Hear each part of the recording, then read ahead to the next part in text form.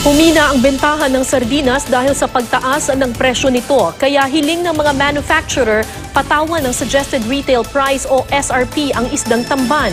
May news to go si Bernadette Reyes.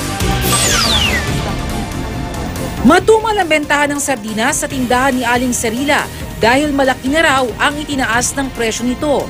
Maging sina Aling Serila, bihira na rin daw mag-ulam ng sardinas. No dirt na lang.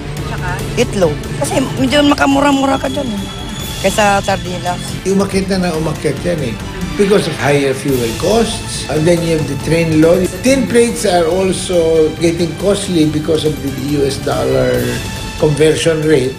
Imported yung tin plates natin Sabi ng Canned Sardines Association of the Philippines o CSAP, may manufacturers din daw na ilang buwan ang nabinbin ng hiling na taas presyo sa kabila ng patuloy na pagtaas ng mga gastos sa paggawa ng sardinas.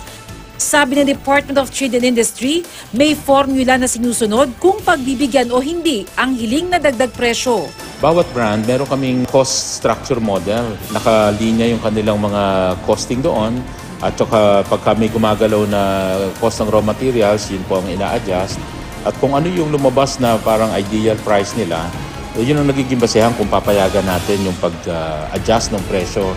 Sa ngayon, naglalaro sa 14 pesos and 40 centavos hanggang 17 pesos and 60 centavos ang SRP ng sardinas.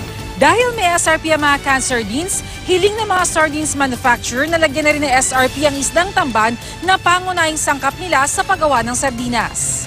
Bakit ang canneries lang, ang canned lang ang binibigyan ng SRP? Ba't ang raw material namin hindi makontrol? Yung gasolina na panghuli hindi rin makontrol. If we go down another 3 or 4 pesos, that will be all right already. Sang-ayon ng DTI sa planong paglalagay ng SRP. Pero kailangan daw muna nilang konsultahin ng Department of Agriculture tungkol dito dahil ito ang nangangasiwa sa mga produktong pang-agrikultura.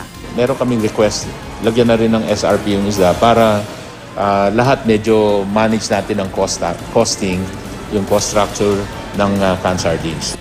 Pero di naman sang-ayon ng DA sa mungkahing ito. Kamura-mura ng tamban mo, SRP mo pa. Magkano yung tamban doon sa Sambuanga? 30 lang yata ang kilo. Bernadette Reyes, GMA News.